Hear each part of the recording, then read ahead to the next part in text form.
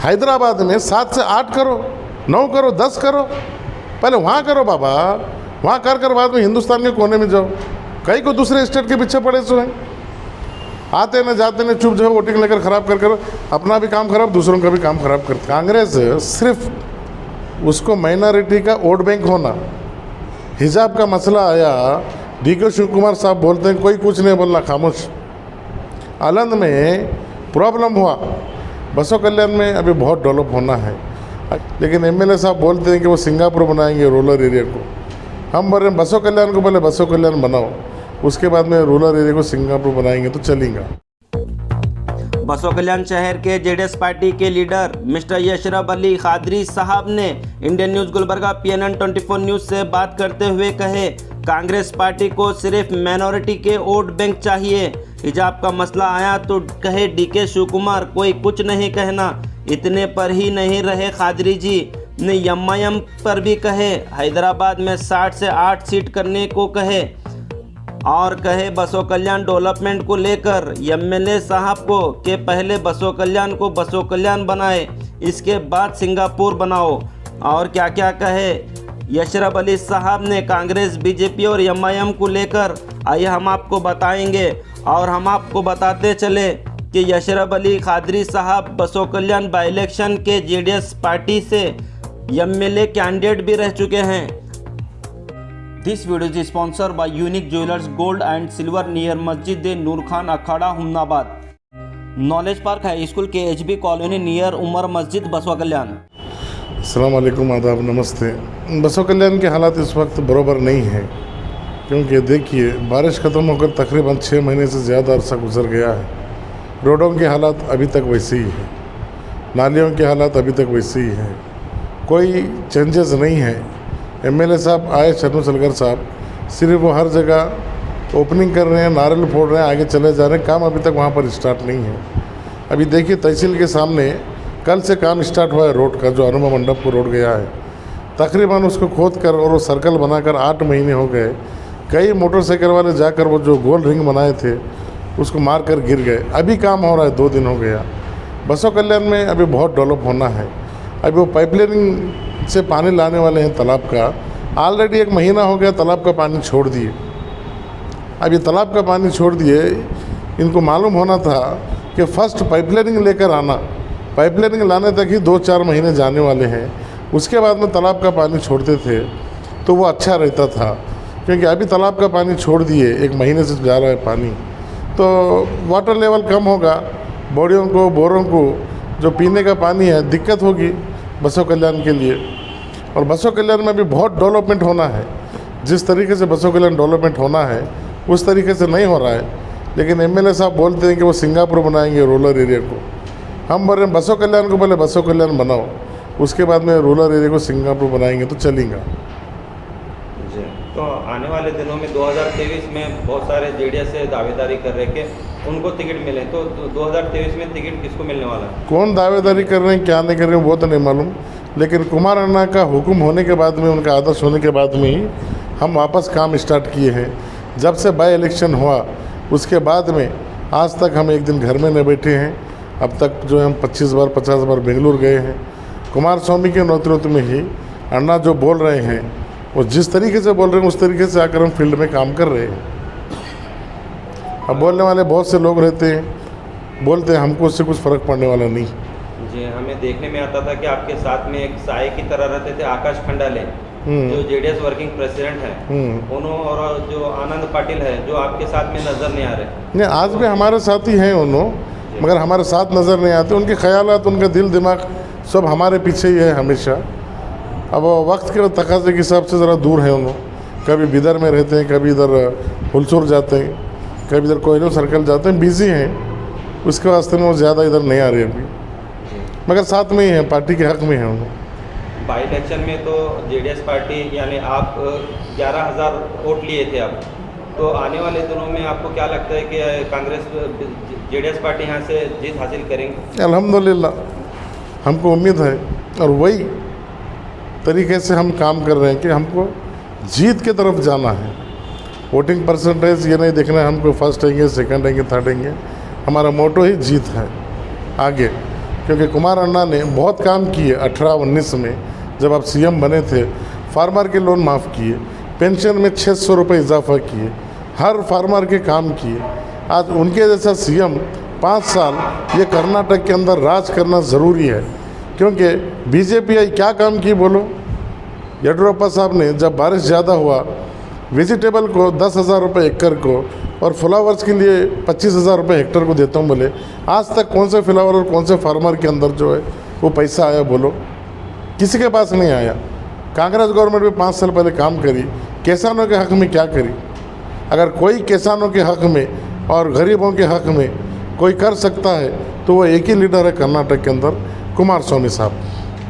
जी, हमें ये भी देखने में आ रहा है कि आप खेतों में यानी फार्म हाउस में वगैरह कुछ ऐसा फंक्शन करके अवाम को ज्वाइन करा रहे हैं, तो अब तक कितने लोग ज्वाइन हो गए आपके साथ? अल्हम्दुलिल्लाह अब तक देखिए हम तकरीबन 5 संडे प्रोग्राम हुए, हर संडे को हम रख रहे हैं।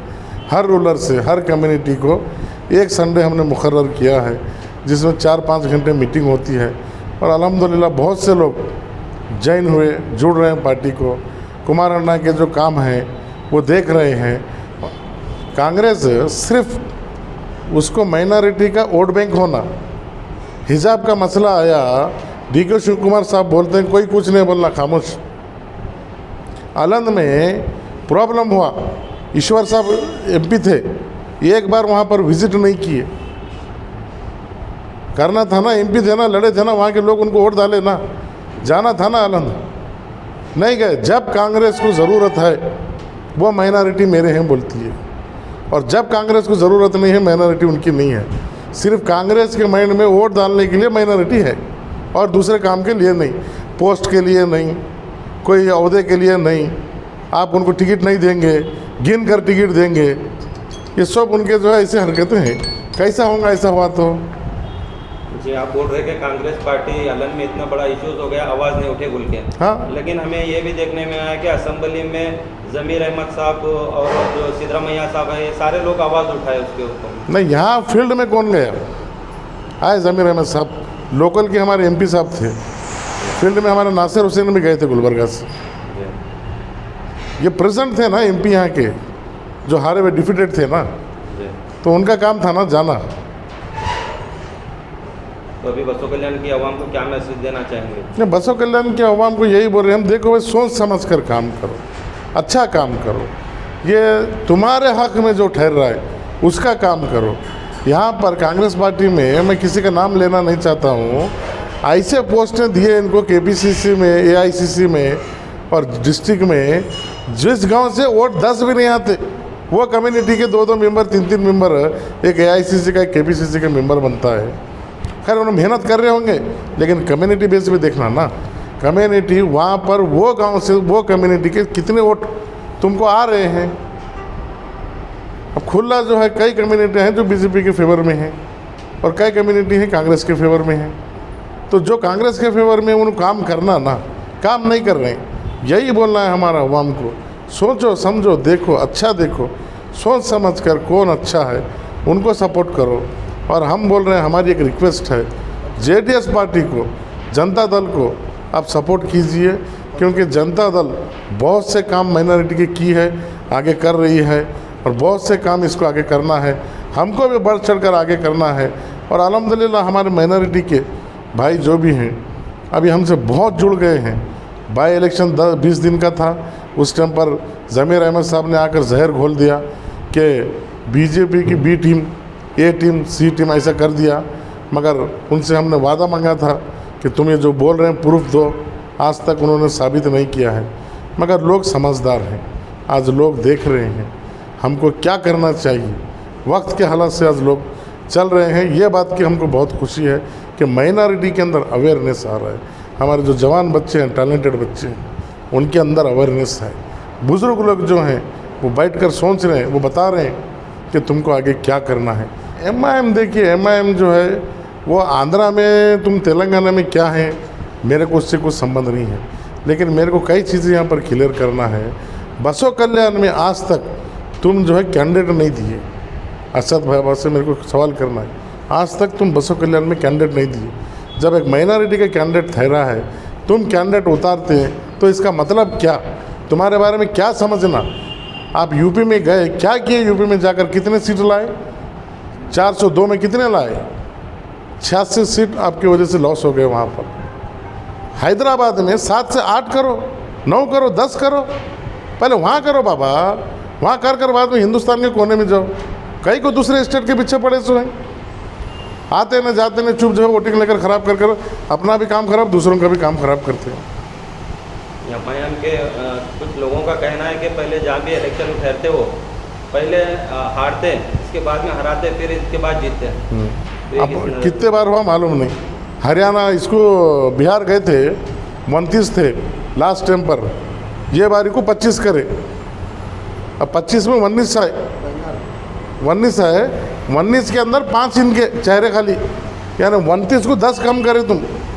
पहले ठहरना, हराना, फिर हारना, जीतना, ये फार्मूला उनका है, ये हमारे को सेट नहीं होता है फार्मूला।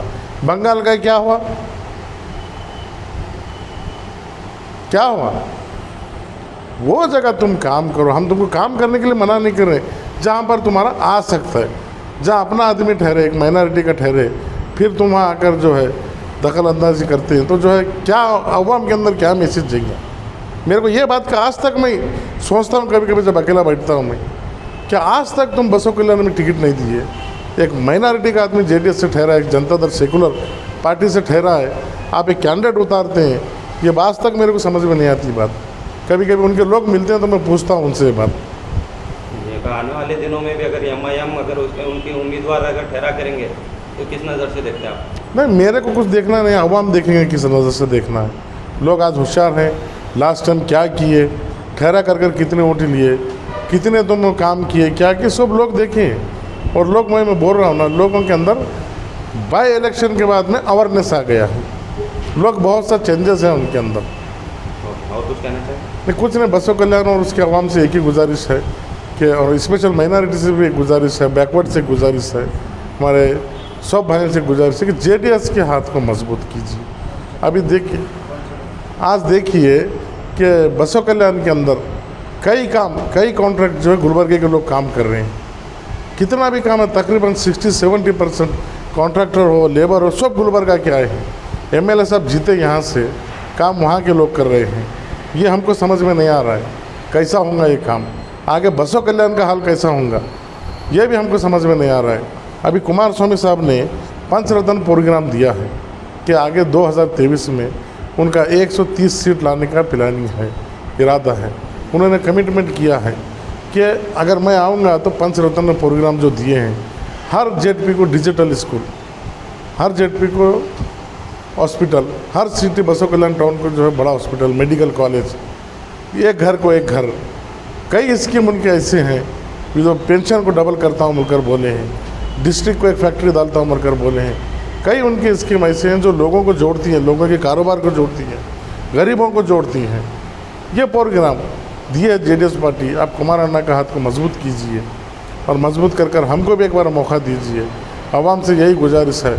आज तक हर कम्युनिटी का आदमी आया है इस फील्ड में, आज हम भी आए, हमारी कम्युनिटी भी हर कम्युनिटी को सपोर्ट की है। आप भी ज़रा सोच समझ कर एक बार हमारे हक़ में वोट कीजिए, हमको यही बोलना है आने वाले दिनों में। और एक सवाल पूछना था आपसे कि मल्लिकार्जुन खोबा जो एक्स एमएलए है, उन बाहर से हमें ये भी सुनने में आ रहा है कि फिर से जेडीएस में आ रहे हो, ये तो ये कहाँ तक? जेडीएस में आ रहे तो वेलकम, आते कि नहीं, कोई बात नहीं, हमको कोई तकलीफ नहीं है। टिकट भी मांगने नहीं, आने के बाद में लाइन में रहेंगे उन्होंने भी काम करने के लिए। हाँ, कुमार अन्ना तो जो है हमको कमिटमेंट कर ही उस टाइम पर उन्होंने भेजे वापस, तुम जाओ ग्राउंड में काम करो बोलकर। अभी लोग हैं अफवाह उठाते हैं, क्या भी करते हैं। और मल्लिकार्जुन खोबा साहब भी आए तो हमको कोई तकलीफ़ की बात नहीं है, बिस्मिल्लाह आने दीजिए, काम करेंगे हम उन्हें मिलकर साथ में, वो भी हमारा हाथ बटाएंगे काम करने में। कैसा काम करना, 2 बार एमएलए रह चुके उन्होंने, उनसे भी एक्सपीरियंस हम लेंगे। Mirchi's Gazebo Family Dhaba in one time 200 people dinner facility available and special dishes Aryan, Indian, Chinese, Mughlai and etc. Tower Grass, Salam Tekdi, Gulbarga. Ayurvedic glamour shampoo with conditioner, Indian hair oil and all Ayurvedic products available. Mustafa Bannati Engineering Works, all types of welding works near Nakedar Petrol Pump, Gulbarga Road, Afzalpur.